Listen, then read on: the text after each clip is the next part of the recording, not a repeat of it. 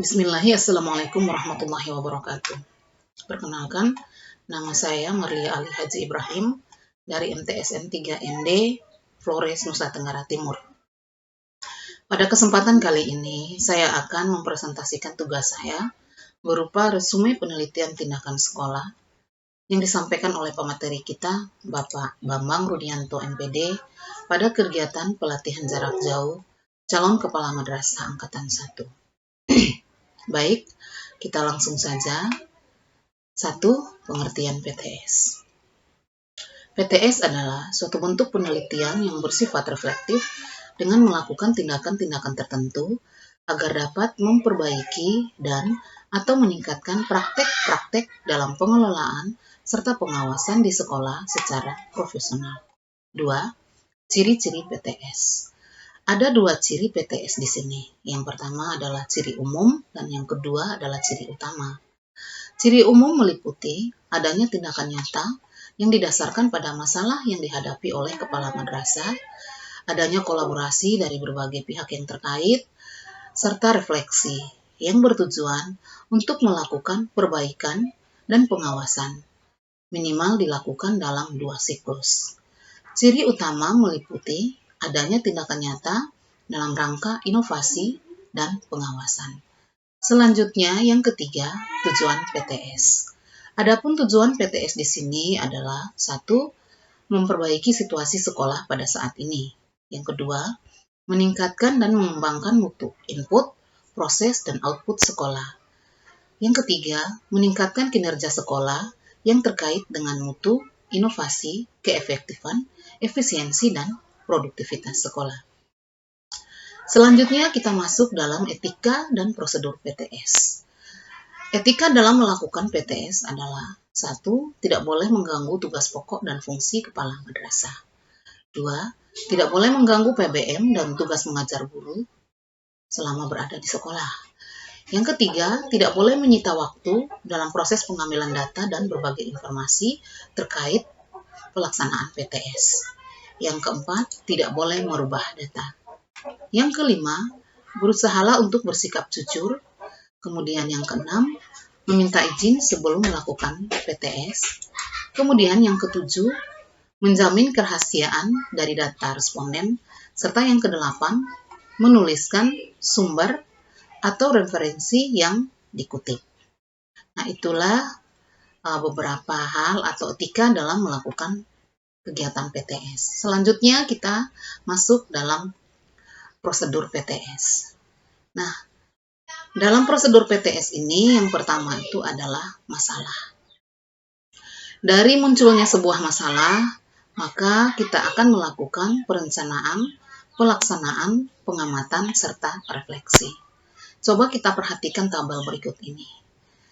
Nah, permasalahan, kemudian perencanaan, lalu pelaksanaan, serta pengamatan dan pengumpulan data, itu bisa kita lakukan dalam siklus yang pertama. Dari hasil refleksi siklus pertama, muncullah permasalahan-permasalahan baru. Nah, apabila permasalahan-permasalahan baru itu belum bisa terselesaikan, maka lanjut dalam siklus yang kedua. Di dalam siklus yang kedua, sama kita juga harus melakukan perencanaan. Tindakan apa yang akan kita lakukan kembali setelah munculnya permasalahan baru dari siklus pertama yang telah kita laksanakan. Perencanaan, kemudian masuk ke pelaksanaan. Tindakan-tindakan apa saja, kemudian masuk dalam pengamatan dan pengumpulan data. Dari hasil perencanaan, pelaksanaan, serta pengamatan dan pengumpulan data, kita kembali merefleksinya. Nah, dari refleksi untuk siklus yang kedua ini, apabila permasalahan dalam siklus 1 belum terselesaikan, kemudian siklus 2 juga belum terselesaikan, kita akan tetap melanjutkannya pada siklus-siklus berikutnya. Sehingga seluruh permasalahan yang terjadi dalam madrasah kita atau sekolah kita bisa terselesaikan dengan baik. Itulah beberapa langkah dalam prosedur PTS, mulai dari perencanaan, pelaksanaan, kemudian pengamatan, serta refleksi. Yang paling penting dalam kegiatan PTS ini adalah kegiatan refleksi. Kenapa? Karena dalam kegiatan refleksi ini kita melakukan kajian-kajian terhadap proses tindakan. Dari proses tindakan itu apa hasil-hasil tindakannya? Kemudian dari kegiatan refleksi juga kita bisa menemukan kekurangan atau hambatan yang dialami dari proses tindakan serta hasil tindakan yang telah kita lakukan, dan kita akan mencari cara bagaimana mengatasi kekurangan. Nah, dari situ juga kita bisa mengukur ketercapaian indikator keberhasilan yang telah kita tentukan sebelumnya. Sejauh mana indikator yang kita tentukan sebelumnya itu dapat berhasil atau tidak berhasil melalui kegiatan refleksi ini. Baik, selanjutnya kita masuk pada isu pembelajaran yang terjadi pada saat-saat ini. Itu meliputi satu, interaksi HOTS, the 4CS dan the 6CS, kemudian pendekatan TPEC, Artificial Intelligence, Augmented dan Virtual Reality, belajar daring dan luring, Internet of Thinking, literasi baru, meliputi literasi data, literasi teknologi dan literasi manusia, serta descriptive innovation.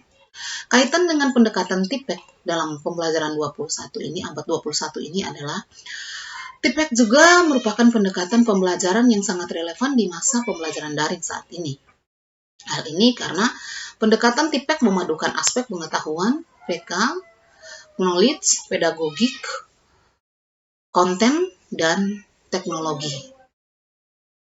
Namun, pendekatan yang dikembangkan dari pendekatan pedagogik konten teknologi atau fisika yang dikenalkan oleh Sulman pada tahun 1986 ini tidak hanya sekedar irisan atau gabungan pengetahuan tentang pedagogik dan penguasaan materi saja, namun lebih diperkuat oleh pengalaman-pengalaman guru dalam proses pembelajaran itu sendiri.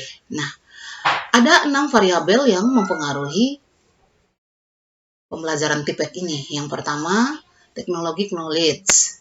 Yang kedua, pedagogik knowledge. Yang ketiga, content knowledge. Yang keempat, teknologi content knowledge. Yang kelima, pedagogik content knowledge. Yang keenam, technological pedagogic knowledge. Nah, keenam variabel ini dalam penerapan TPEC tidak mungkin akan berhasil apabila guru tidak berkeyakinan. Keyakinan guru terhadap penerapan kerangka TPEC dalam pembelajaran itu sangat penting. Kenapa? Keyakinan yang berasal dari dasar mempunyai makna, percaya, tahu, mengerti dengan sungguh-sungguh tanpa keraguan. Nah, dengan keyakinan guru, dengan percaya, tahu, mengerti, dan sungguh-sungguh, kita akan bisa menerapkan kerangka TPEC dalam proses pembelajaran demi terwujudnya pembelajaran bagi siswa-siswa kita ke depannya, ke arah yang lebih baik lagi. Demikian presentasi saya. Wassalamualaikum warahmatullahi wabarakatuh. Sekian dan terima kasih. Salam sehat.